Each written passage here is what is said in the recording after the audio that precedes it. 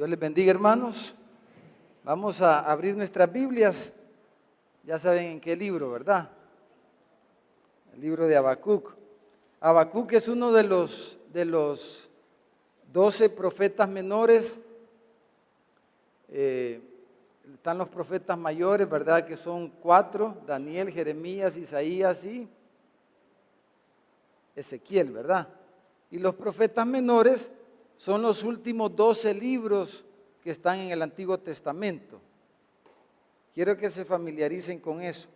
Son los últimos 12 libros del Antiguo Testamento, son lo que se llaman los profetas menores. Y se llaman así no porque tienen menos importancia que los profetas mayores, ¿verdad? Sino que se llaman menores por el tamaño de ellos, ¿verdad? Son 12 y se llaman menores porque son de menor tamaño que los 4 grandotes, ¿verdad? Daniel, Ezequiel, Jeremías e Isaías. Estos profetas, hermanos menores, profetizaron la mayoría de ellos de forma paralela, ¿verdad? En las mismas épocas de Isaías, Jeremías, Daniel y ¿quién me quedó? Isaías, de los 4 profetas mayores, profetizaron de forma paralela. Para el caso, hermanos, Habacuc, ¿ya llegó al libro, hermanos? Habacuc es de los últimos. Habacuc profetizó en la misma época, es contemporáneo de Jeremías, de Ezequiel, de Daniel y de Sofonías. Más o menos en la misma época profetizó Habacuc. Y los profetas menores, hermanos, estamos siguiendo esta serie, ¿verdad? De los profetas menores, decíamos que son libros que casi no los abrimos siquiera, ¿verdad? No los estudiamos y por eso queremos estudiarlos en estos días. Este es el tercer profeta menor que vemos. ¿Se recuerdan? Vimos hace meses atrás a Jonás, vimos recientemente a Ageo y hoy pues vamos a comenzar con el profeta Habacuc. Y el título, como decíamos el domingo, es Fieles a pesar de todo, ¿verdad? Entonces, Habacuc, vea en su Biblia, tiene ¿cuántos capítulos? Tiene 3 capítulos, ¿verdad? La Reina Valera puede ver los títulos del libro de Habacuc, pero básicamente el libro de Habacuc, hermanos, pudiéramos dividirlo en 2 partes. Podemos dividirlo en 2 partes, el libro de Habacuc. La primera parte es el capítulo 1 y 2 y en la segunda parte el capítulo 3, ¿verdad? El propósito de esta noche, hermanos, es que hagamos un pequeño panorama de todo el libro y comprendamos el contexto de lo que estaba ocurriendo cuando Habacuc dijo estas palabras, ¿verdad? Que nos ubiquemos y que para que podamos entender mejor, asimilar mejor el mensaje del libro de Habacuc, ¿verdad? Y cómo ese mensaje se aplica a nuestras vidas hoy, en este tiempo que estamos viviendo. Entonces, podemos dividir el libro en 2 partes. La primera parte, capítulo 1 y 2, hermanos, le pudiéramos llamar las quejas, ¿verdad? ¿Alguna vez se ha quejado usted? ¿Ha oído a alguien quejarse? Bueno, este libro habla de quejas, ¿verdad? Entonces nos vamos a identificar con eso porque yo me imagino que usted, como este servidor que les habla, alguna vez nos quejamos. ¿Y cuándo es que nos quejamos, hermanos? Cuando las cosas van mal, ¿verdad? ¿Y en qué otros momentos nos quejamos normalmente? Cuando no entendemos lo que está pasando. ¿Qué otro momento? Cuando las cosas no son como nosotros queremos, cuando las cosas no las entendemos, lo que está pasando, cuando las cosas no nos salen bien, entonces nos quejamos, ¿verdad? Y Habacuc se queja aquí en el capítulo 1 y 2. Básicamente hay 2 quejas aquí en estos capítulos y hay 2 respuestas de nuestro Dios a las quejas de Habacuc. ¿verdad? Vamos a estar hablando de eso. Y el capítulo 3, hermanos, es cuando dijéramos las quejas de Habacuc se resuelven, ¿verdad? Ya cuando Habacuc, quizás como vamos a ver, no entiende bien todo lo que está pasando, pero digamos Habacuc ha asimilado, ha digerido lo que está pasando, ya lo aceptó, ¿verdad? Y entonces, cuando uno ya digiere las cosas, las acepta y de alguna manera las entiende un poquito, entonces podemos estar en esta situación de Habacuc en el capítulo 3, que es una oración, pero como de alabanza a Dios, ¿verdad? Es una doxología, se le llama eso, ¿verdad? Como un cántico. Y en este capítulo 3 hay frases muy conocidas, ¿verdad? Como por eso aparece un ciervo ahí en la portada, porque si ustedes ven el último versículo del capítulo 3, lo leemos, hermano.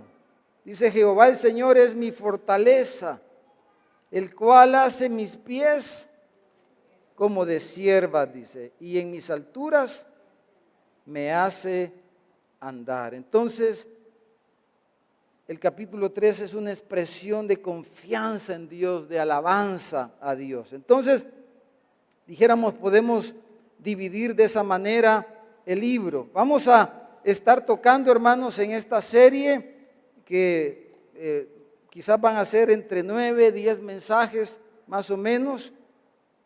Vamos a hablar, por ejemplo, de estar fieles a pesar de los extraños caminos de Dios.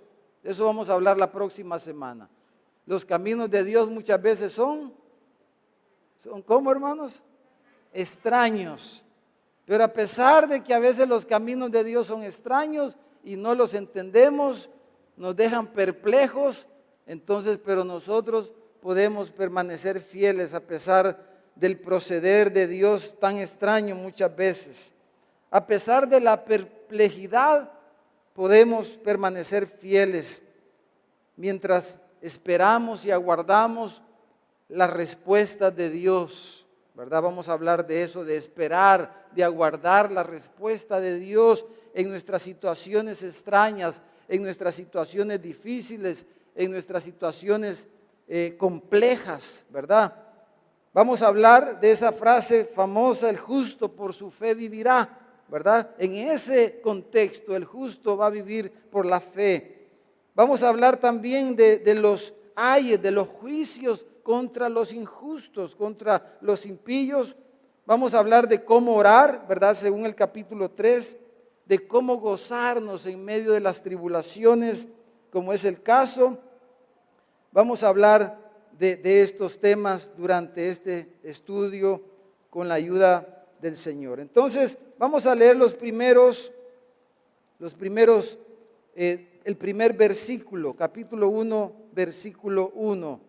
Dice, y versículo 2, dice: la profecía que vio el profeta Habacuc.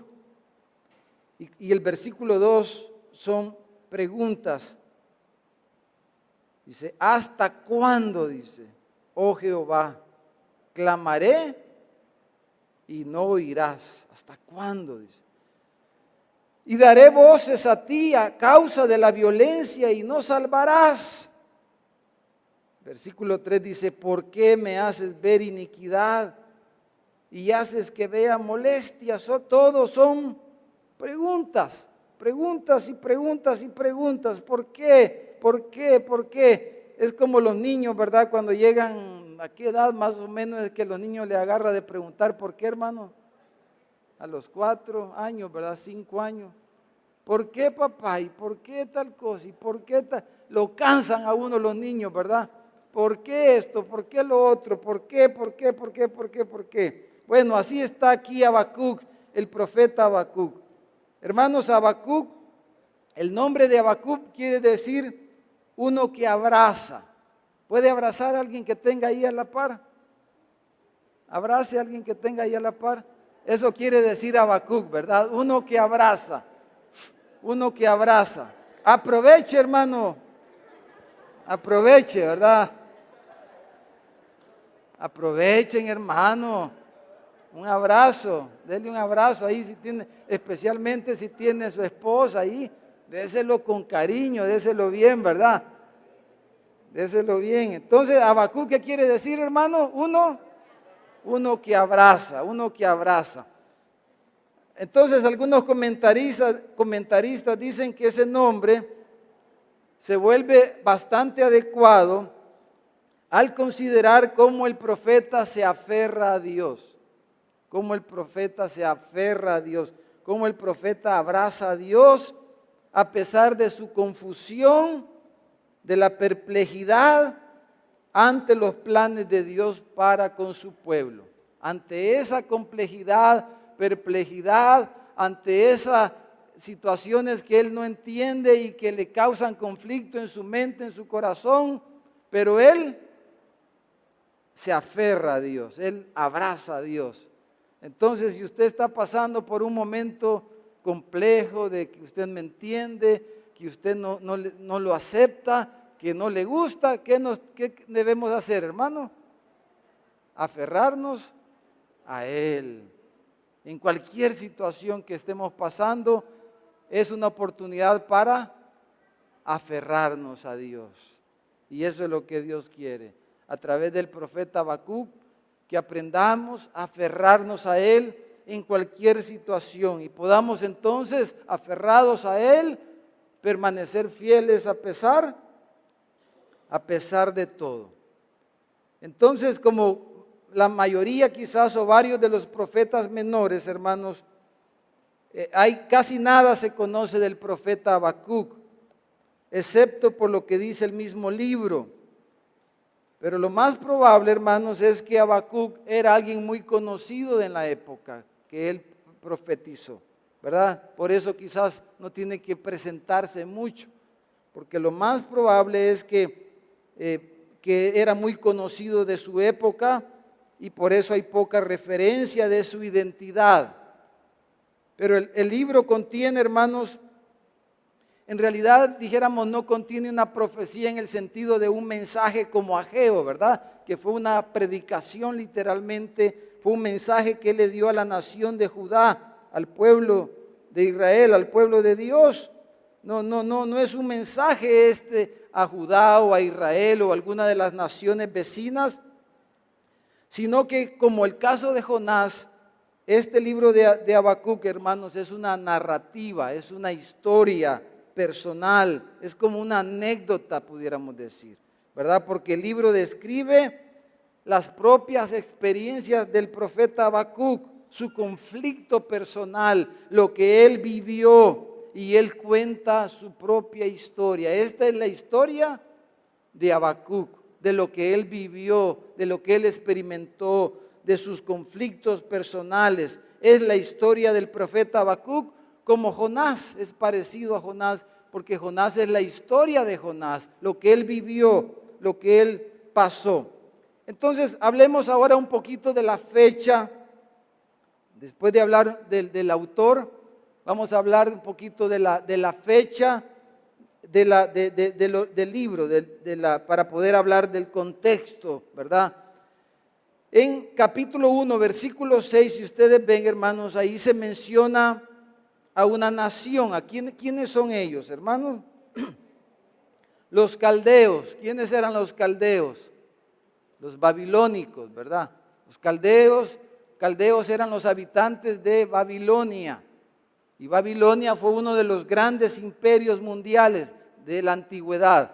Babilonia fue uno de los grandes imperios de la antigüedad. Es uno de los imperios que aparece, por ejemplo, en la visión de Daniel. ¿Se recuerdan, verdad?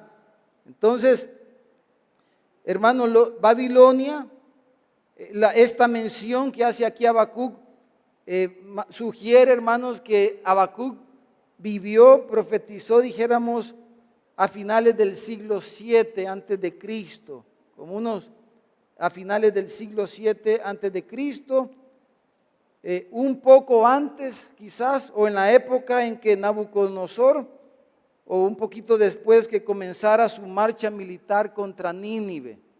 Entonces Nínive, ¿se recuerdan? Nínive, Jonás está relacionado con Nínive, ¿verdad? Dios mandó a Jonás a Nínive Y Nínive fue la capital del imperio asirio, ¿verdad? Que fue el imperio anterior al imperio babilónico.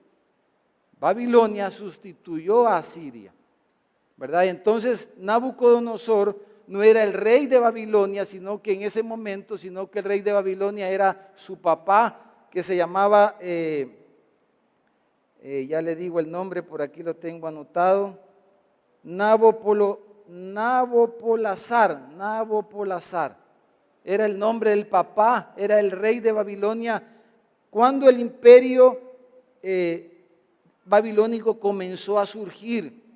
Entonces en el versículo 6, Dios le dice a Habacuc, yo levanto, le dice a los caldeos, lo que Dios le está diciendo a Habacuc es, yo voy a hacer de los caldeos una gran nación, un gran imperio, y es lo que ocurrió, ¿verdad? Y entonces, más o menos eso nos da una idea del momento en la historia que ocurre eso, de la época cuando ocurre eso. Entonces, en el 612, hermanos, 612 antes de Cristo, vamos a poner ahí quizás ahorita una línea de tiempo en la pantalla para que nos ubiquemos un poquito, porque esto nos va a ayudar un montón. Entonces, podemos ver ahí, hermanos, más o menos, allá en el 612, allá abajo, la primera, ¿verdad? Abajo, Nínive es capturada, dice, en el 612 antes de Cristo, Nabucodonosor como jefe, como general del ejército babilónico, captura Nínive, la capital del imperio asirio. Y ese año el imperio asirio comenzó a caer, ¿verdad? Comenzó a declinar el imperio asirio, y ese año el imperio babilónico comienza a surgir como una potencia mundial, ¿verdad? Entonces, ya vamos a hablar de Josías, ahí aparece Josías. Entonces, si ustedes ven, en el 612 ocurre eso, en el 609 muere Josías, ¿verdad? Josías fue un rey, el rey de Judá, uno de los mejores reyes, un rey piadoso, el único rey piadoso, dijéramos, de la última época antes de que Jerusalén caiga, ¿verdad? Porque Nabucodonosor captura Nínive en el 612 y en el 586 Nabucodonosor entra a Jerusalén, ¿verdad? La sitia, entra a Jerusalén y destruye la ciudad. Y lleva cautivos a muchos, entre ellos Daniel, ¿verdad? Ahí aparece Daniel cuando en el 589, cuando Nabucodonosor captura Jerusalén y lleva cautivos, ¿verdad? La nación de Israel deja de estar en su tierra, o la nación de Judá, ¿verdad? El reino del sur, y son llevados cautivos a Babilonia. Entonces, Habacuc, hermanos, profetiza, pudiéramos decir, ahí entre 600, 610, lo más cerca quizás de la captura de Nínive. Por ahí, ahí Habacuc profetiza. Ese es el momento. Ahora, ¿qué estaba pasando ahí? ¿Verdad? ¿Y por qué Habacuc como profeta tiene esta experiencia? Y esto es lo importante aquí, ¿verdad? Y es que, hermanos, con la muerte de Josías, hermanos, comienza, por eso esa flecha negra, comienza el declive un declive, una corrupción espiritual en medio de la nación de Judá, en medio del pueblo de Dios. Cuando Josías, el líder, él era el rey, pero él fue el líder espiritual de la nación.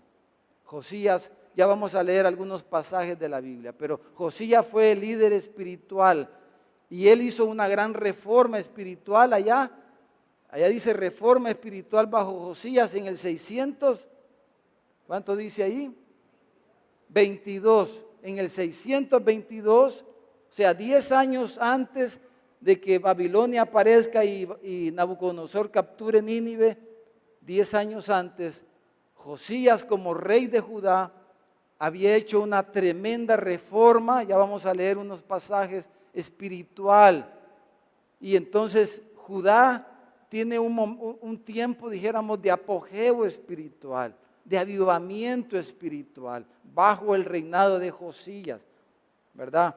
Entonces, en el 609, hermanos, Nínive, Josías muere porque en el 612, cuando Babilonia captura Nínive, el rey de Nínive de Asiria, empieza a huir de la ciudad, logra escapar de la ciudad.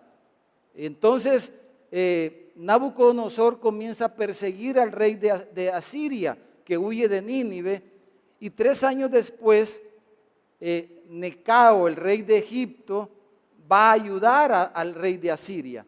Y para hacer eso, el rey Necao de Egipto se mete al territorio de Judá, se mete con su ejército al territorio de Judá, y Josías, como rey de Judá, sale a enfrentar a Necao, porque cómo es que se había metido en su territorio, ¿verdad? Sin permiso.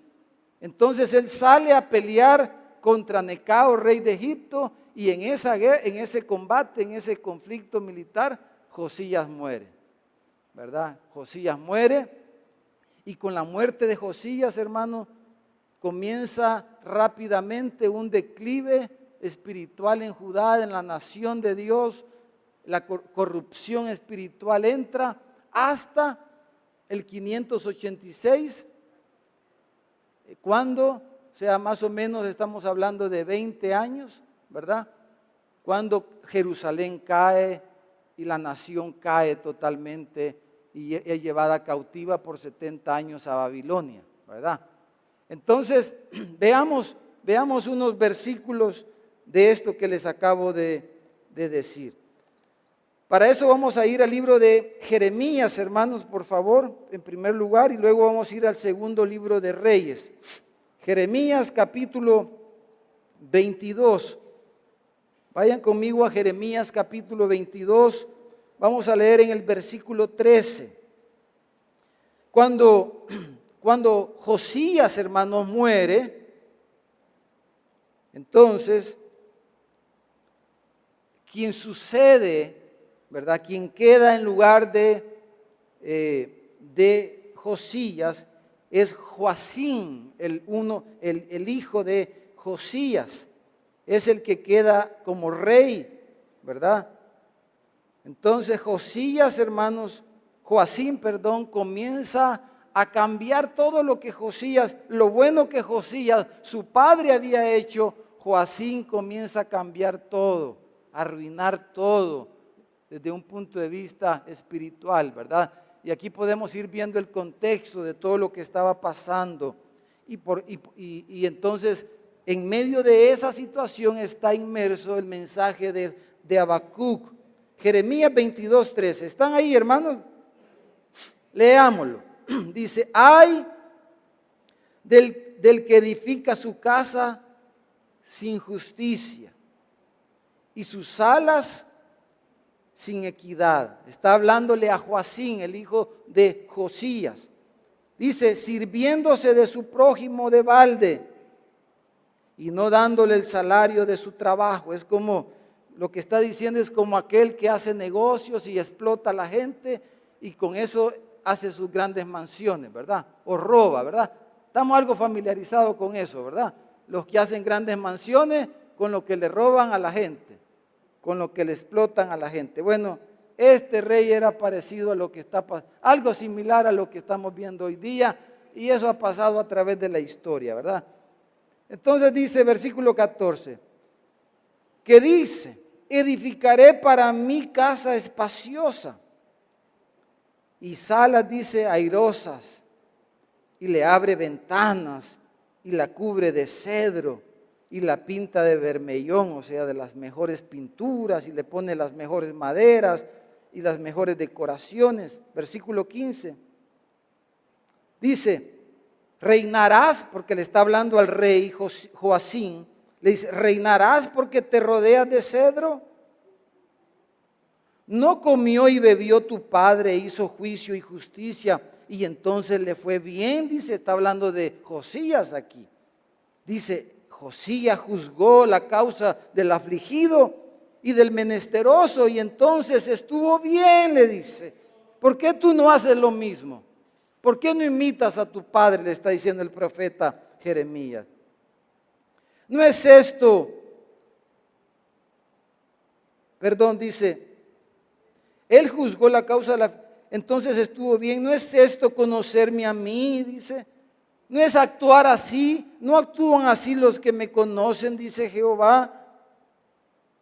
Mas tus ojos, dice, y tu corazón no son sino para tu avaricia y para derramar sangre inocente y para opresión y para hacer agravio.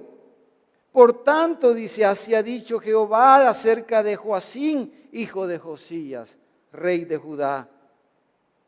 No lo llorarán diciendo, ay, hermano mío, y ay, hermana, ni lo lamentarán diciendo, ay, Señor, ay, su grandeza. Dice, en sepultura de asno será enterrado, arrastrándole y echándole fuera de las puertas de Jerusalén. Jeremías profetiza de cómo Joacim, el rey Joacim, iba a terminar sus días sin honra, porque Jehová solo honra a los que le honran. Él no honra a los que no le honran. Jehová honra a los que le honran. Y a los que no le honran, entonces les ocurre esto que dice aquí Jeremías, a Joacim. Entonces, eso es lo que ocurrió inmediatamente. Josías murió, hermano. Comenzó ese declive espiritual.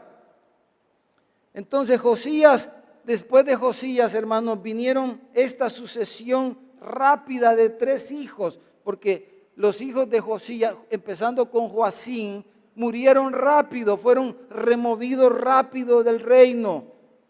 3 de sus hijos y un nieto al final, ¿verdad? Fueron los que le sucedieron antes del 586, cuando Jerusalén fue capturada.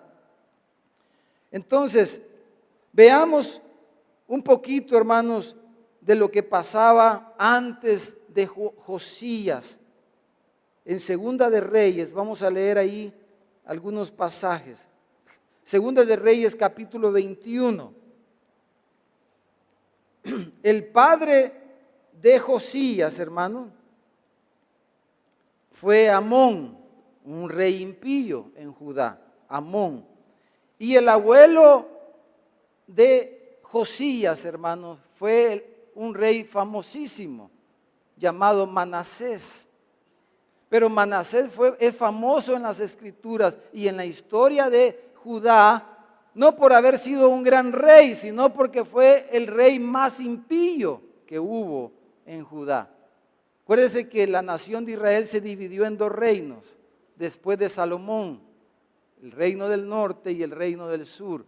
Después de Salomón, toditos los reyes del norte fueron reyes impíos, todos hicieron lo malo delante de los ojos de Jehová. Pero en el reino del sur hubieron reyes buenos y reyes impíos, hubieron reyes de los 2 tipos en el reino del sur. Pero en esta época, hermanos, tanto el padre de Josías como el abuelo de Josías fueron reyes impíos, como los hijos de Josías y el nieto de Josías. Entonces estamos hablando de 7 reyes, ¿verdad? 2 antes de Josías, digamos Josías, 2 antes de Josías, 4 después, ¿verdad? 7 reyes. De esos últimos 7 reyes en Judá, solo uno fue un rey pío, un rey bueno, un rey que hizo lo recto ante los ojos del Señor. Y ese fue Josías. Por eso es importante que entendamos esto, ¿verdad? Y por qué Habacuc estaba sufriendo, estaba en problema, porque estaba con estos conflictos y esas preguntas. Porque Habacuc había vivido la época espiritual de Josías y había disfrutado de ese tiempo hermoso de Josías. Y él había estado viendo el declive espiritual de la nación. Y él estaba diciendo, ¿y por qué? ¿Por qué no haces nada, Señor? ¿Por qué ves cómo actúa tu pueblo tan impíamente? ¿Que no tienes ojos?, le dice, para ver lo que tu pueblo está haciendo y tú no haces nada. ¿No ves cómo actúa tu pueblo?, le está diciendo, y tú no haces nada. Y él está ahí en ese conflicto, porque él había vivido bajo Josías, pero Josías había muerto. El gran rey Josías había muerto y ahora Habacuc estaba viendo la corrupción, ¿verdad? Porque mire el versículo 3 de Habacuc, dice, quédese ahí en Segunda de Reyes. Pero en el versículo 3 dice, ¿por qué haces ver iniquidad y haces que vea molestia, destrucción, violencia están delante de mí? Pleitos, dice, y contiendas se levantan, por la ley es debilitada, ya no hay justicia, el juicio sale mal, no sale según la verdad, el impío asedia al justo, el impío se sale con la suya, sale torcida la justicia, dice en el versículo 4, y tú como que no ves, le dice. Entonces mire, Segunda de Reyes capítulo 21, versículo 11. Segunda de Reyes 21:11 dice, por cuanto Manasés, o sea, el abuelo de Josías, rey de Judá, dice, había hecho estas abominaciones y ha hecho más mal, dice, que todo lo que hicieron los amorreos que fueron antes de él. ¿Se acuerdan los amorreos, los cananeos, todas esas 7 naciones cananitas? Fueron echadas de la tierra prometida por su maldad, pero dice, Manasés hizo peor que ellos. Y también ha hecho pecar a Judá con sus ídolos. Dice, por tanto, así ha dicho Jehová, el Dios de Israel. He aquí yo traigo tal mal sobre Jerusalén y sobre Judá. Dice que al que lo oyere le retiñirán ambos oídos, dice. Aquí el Señor estaba hablando desde Manasés lo que Habacuc estaba comenzando a ver aquí y lo que iba a ocurrir. Versículo 13 dice, y extenderé sobre Jerusalén el cordel de Samaria, o sea, le va a pasar lo mismo que Samaria y la plomada de la casa de Acab. Dice, y limpiaré a Jerusalén como se limpia un plato, ¿verdad? Todos hemos limpiado un plato que se friega y se vuelve boca abajo. Así voy a hacer con esta gente, dice. Y desampararé el resto de mi heredad y lo entregaré en manos de sus enemigos y serán para presa y despojo de todos sus adversarios. Entonces eso le dijo el Señor a Manasés, el abuelo de Josías. Pero miren el capítulo 21, en el versículo 19. Ahí habla un poquito del papá de Josías. Dice, de 22 años era Amón, el padre de Josías, cuando comenzó a reinar, y reinó 2 años en Jerusalén. El nombre de su madre fue Mesulemet, hija de Arús de Jotbá. E hizo, dice, lo malo ante los ojos de Jehová, como había hecho Manasés su padre. Dice, y anduvo en todos los caminos en que su padre anduvo, y sirvió a los ídolos a los cuales había servido su padre, y los adoró. Y en el capítulo 22, hermanos, comienza el reinado, Segundo de Reyes, capítulo 22, comienza el reinado de Josías. Todo el capítulo 22 y el capítulo 23, ustedes pueden ver un poco ahí de la historia de Josías como rey. Del capítulo 22 comienza a reinar Josías. Cuando comenzó a reinar, hermanos, era un niñito, 8 años tenía Josías, 8 años. Entonces, pero en el versículo 3, a los 18 años del rey Josías, o sea, ¿cuántos años tenía Josías? O sea, a los 18 años de ser rey, del reinado, o sea, 18 más 8, 26, ¿verdad? Josías, en el versículo 3, Josías tiene 26 años. Él es el rey Josías. Tiene 26 años. Y dice, a los 18 años del rey Josías, cuando tenía 26 años, dice que envió Josías a Safán, hijo de Azalía, hijo de Mesulán, escriba, a la casa de Jehová, diciendo: ve al sumo sacerdote Hilcías y diles que recojan el dinero que han traído a la casa de Jehová, que han recogido del pueblo los guardianes de la puerta, y que lo pongan en manos de los que hacen la obra, que tienen a su cargo el arreglo de la casa de Jehová, y que lo entreguen a los que hacen la obra de la casa de Jehová, para que reparen las grietas de la casa. Y ahí sigue hablando. Entonces, lo primero que le viene al corazón a Josías es que él le viene un amor, ¿por qué, hermanos? Una preocupación por la casa del Señor, por la casa de Jehová. Josías comienza a tener una carga, una preocupación por la casa de Jehová, por el templo del Señor, y manda que el dinero que había se invierta, ¿verdad?, en la casa del Señor, que se reparen, que se les dé el dinero a los carpinteros, a los albañiles, y que la casa de Jehová sea reparada, porque su papá, porque su abuelo, que habían sido reyes impíos, la habían descuidado, la casa del Señor. La habían descuidado la casa del Señor. Entonces, en el versículo 18, cuando van a buscar la casa, porque nadie iba a la casa del Señor, hermano, como que ya dejáramos de congregarnos, hermano. Ya nadie iba a la casa del Señor. Pero ni el sumo sacerdote entraba, pero cuando el sumo sacerdote va a la casa, Hilcías, el sumo sacerdote Hilcías va al templo, entonces Hilcías, hermanos, el sumo sacerdote hace un hallazgo tremendo ahí. ¿Qué es lo que encuentra? Encuentra la ley de Moisés en el templo.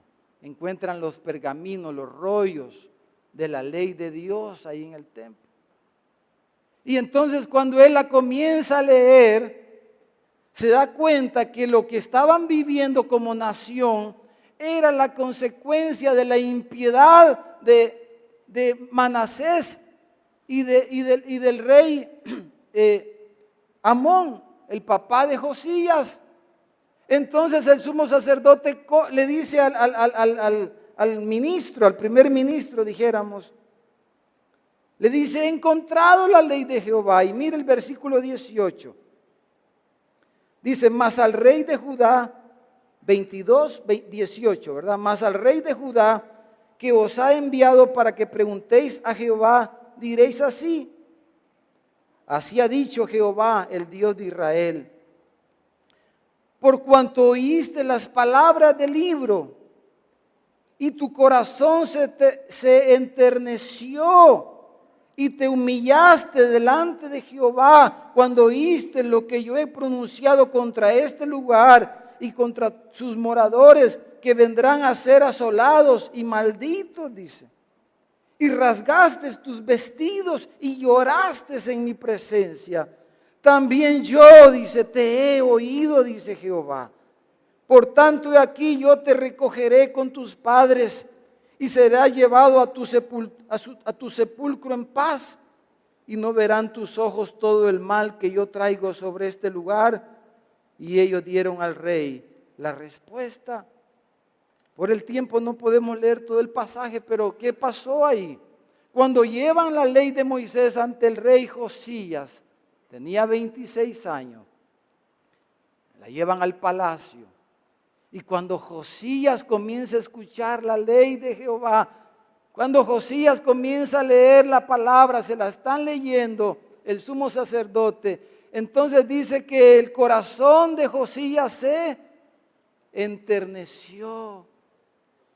Hermanos, que así el Señor nos encuentre a nosotros cuando oímos la palabra de Dios, cuando venimos y escuchamos el sermón, cuando venimos y escuchamos la exposición de la palabra de Dios, que Él vea en nosotros un corazón tierno ante su palabra. Amén, hermanos. Y dice que Él vio un corazón tierno. Y dice que Él se humilló delante del Señor. Se arrepintió. Él era el rey, 26 años. Y Él se arrepintió, se humilló delante del Señor y le pidió perdón. Usted puede leer el pasaje completo. Y dice que Josías hasta se rompió, ¿verdad? Las vestiduras, se rompió, su traje real lo rompió y se lanzó y lloró delante de Dios y le pidió perdón porque habían pecado contra él. Y entonces el Señor le hace una promesa a Josías y le dice: Josías, yo no voy a dejar de cumplir lo que yo prometí, que voy a destruir este lugar. Pero por cuanto tú fuiste así ante mi palabra, entonces dice, no vas a ver el mal que yo voy a traer sobre este lugar. Y cuando tú te mueras, te voy a honrar.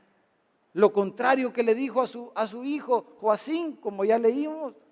Dice, cuando tú te mueras, yo te voy a honrar. Y vas a ir al lugar de los reyes justos, de los buenos reyes, le dice. Porque tú te humillaste y porque tu corazón se enterneció ante la palabra de Dios. Hermano, mire, no hay peor pecado, no hay peor ofensa ante Dios que seamos indiferentes ante su palabra. Que seamos altivos ante la palabra del Señor es lo peor que puede hacer la iglesia. Y la indiferencia de la iglesia, trayéndolo a nuestros días hacia la palabra, comienza cuando dejamos de congregarnos. No es su caso, usted está aquí. Pero cuando dejamos de congregarnos, hermanos, comenzamos a dar síntomas y a mostrar algo muy peligroso, a ser indiferentes a la palabra de Dios, a lo que el Señor trae a su pueblo. Y muchos de nosotros seguramente podemos testificar cada vez que un hermano, que una persona, un hombre, una mujer, quien sea, es altivo ante la palabra de Dios, le va mal. Le va a ir mal, nos va a ir mal. Eso va a ser así siempre. La mayor adoración es cuando nos humillamos ante la palabra de Dios, hermano. Esa es la adoración máxima, cuando nuestro corazón es tierno ante la palabra de Dios, ante la ley de Dios, ante lo que el Señor dice y manda en su palabra. Ahí eso es lo máximo, hermano. Entonces, la justicia, hermanos, había desaparecido de la tierra. La violencia, la impiedad se encontraba por todos lados. Había, hermanos, maldad sin freno. Era lo que en los días de Habacuc, si pone la gráfica, hermano, por favor. Habacuc había vivido antes del 609, en la época de Josías. Había visto, hermanos, el avivamiento en medio del pueblo. Pero, hermanos, no había pasado mucho tiempo después de la muerte de Josías y que Joacim llega al trono y el pueblo se comenzó a desenfrenar. Hermano, el desenfreno, en primer lugar, es responsabilidad del liderazgo, hermano, en la casa, en el negocio, en la empresa, en la nación, en la iglesia, en todo lugar. Ahora, en toda esta historia aprendemos algunas cosas, hermanos. De que usted sea un gran creyente, eso no garantiza que sus hijos van a ser grandes creyentes. Que un hombre sea un mal creyente no es garantía de que sus hijos van a ser malos creyentes. Josías tuvo un padre impío. Él, bueno, tenía 8 años, ¿verdad? Estaba pequeño y quizás eso influyó, pero él no siguió el ejemplo de su padre Amón, ni de su abuelo Manasés. Él no siguió el ejemplo de su papá y de su abuelo. No siguió el ejemplo malo de su abuelo y de su papá. Él siguió al Señor con fidelidad. Pero a pesar de que Josías fue un buen ejemplo, fue un gran rey, fue un gran hombre, fue un gran siervo de Dios, pero sin embargo sus hijos fueron impíos. Tampoco de que usted sea un gran siervo no quiere decir que sus hijos van a ser grandes siervos. ¿Y eso qué aprendemos en todo eso, hermano? Por eso, hermanos, nuestros hijos, hermano, cada uno le vamos a responder al Señor. Y usted ni yo me podemos estar justificando. Es que a mí cuando era chiquito, fíjese que me hicieron tal cosa, por eso yo soy así, de pedante. Por eso yo soy así de feo, porque a mí cuando era chiquito me maltrataron. Porque a mí me trataron mal de chiquito y por eso yo tengo un trauma, hermano. Nunca lo he superado. Pues supérelo en el nombre del Señor. Amén, hermano. No hay justificación que porque su abuelo, su tatarabuelo, porque venimos de una familia así, porque tu mamá no sé qué. No hay justificación. Josías tenía todas las excusas, pero él fue un hombre de Dios. Aunque su abuelo y su papá fueron impíos, él fue un hombre de Dios, porque se humilló ante la palabra de Dios.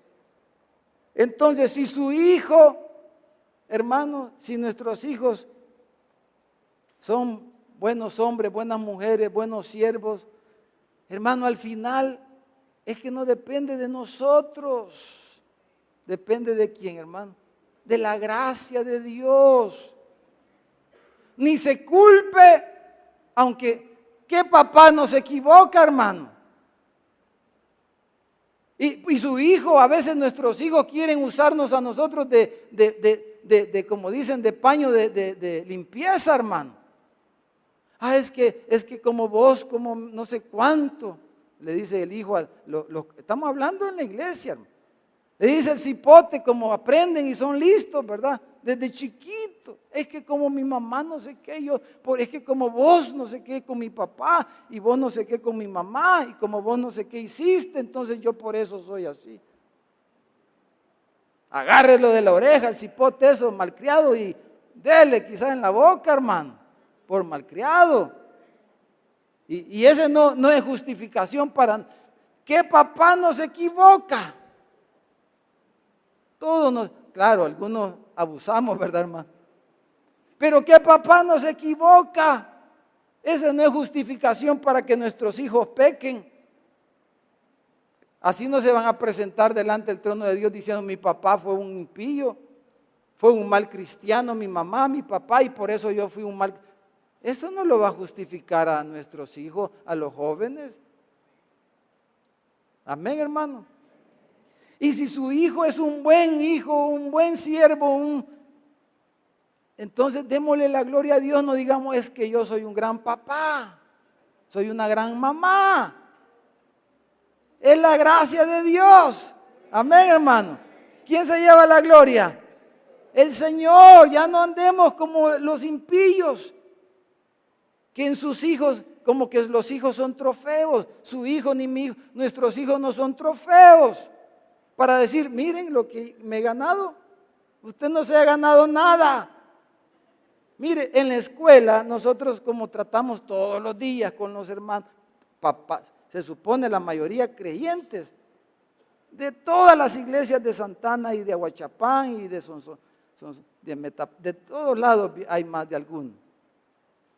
Entonces, uno ve a los papás cómo sufren, porque su idolito, su trofeo se le despintó.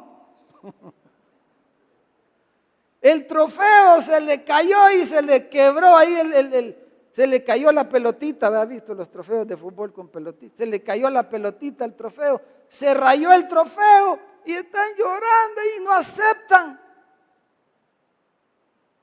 Entonces, no, hermano, si nuestros hijos andan algo derechito es por la gracia de Dios. Entonces démosle la gloria a Dios, alabemos a Dios y no nos vanagloriemos de nuestros hijos, ni los idolatremos, ni los engañemos. Le decía yo un día de esto a una hermana, a una mamá, la niña bien bonita, chula, la cipotilla, hermano. ¿Y a quién sale? Le digo yo. Porque no se parece ni al papá ni a la mamá. No, no era de lechero, ¿verdad? Mire qué pero le hago yo la broma y le digo, mire, le digo, pero no le ande diciendo que es tan bonita, le dije.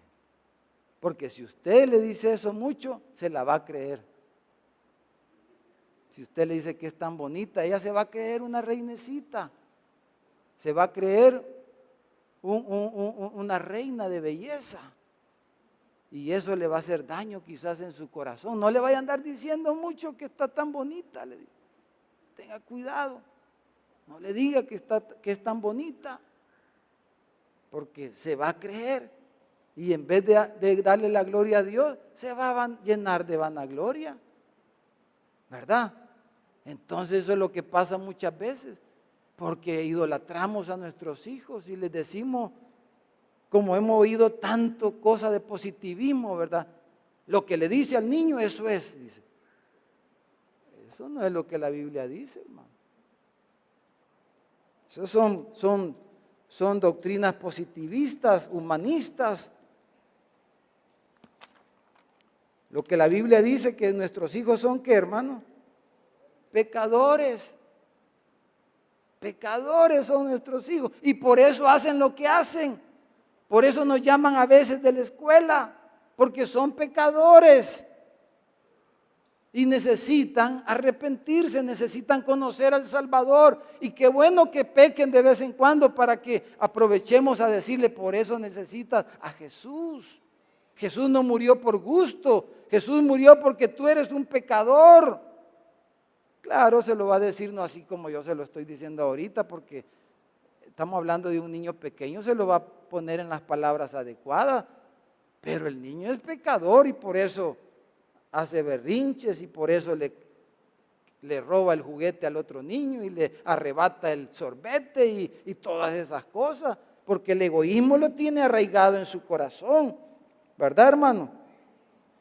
Entonces, hermanos, el Habacuc, hermano, nos hace un llamado a confiar en Dios.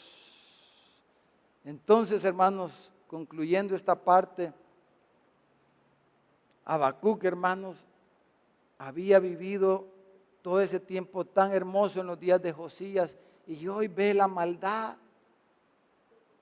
Y entonces él está ahí perplejo, él dice, ¿y por qué esto? Señor, ¿y por qué no haces algo? Pues, ¿por qué no pones a otro Josías? Quizás estaba diciendo Habacuc, ¿verdad? Si Dios podía hacerlo. A Josías 2 o a Josías 3 o qué sé yo. ¿Por qué no haces algo? ¿Por qué, Señor, mira? Y en ese conflicto, hermano, entonces va el libro, ¿verdad? Pero al final, dice Habacuc, a pesar, dice, que las vacas no den terneritos, a pesar de que las vides no den uvas, a pesar que no haya carne en los platos porque no hay ganado, a pesar de que no haya leche porque no hay vacas, a pesar de que no hay pan porque no hay trigo, con todo y eso, dice, yo me voy a gozar en el Señor. Entonces de eso se trata Habacuc. ¿Qué les parece, hermano? ¿Verdad que está bueno, hermano? Tiene que ver con nosotros. ¿Qué dicen ustedes? ¿Cuántos dicen tiene que ver conmigo, hermano? Entonces podemos orar. Oremos un momento.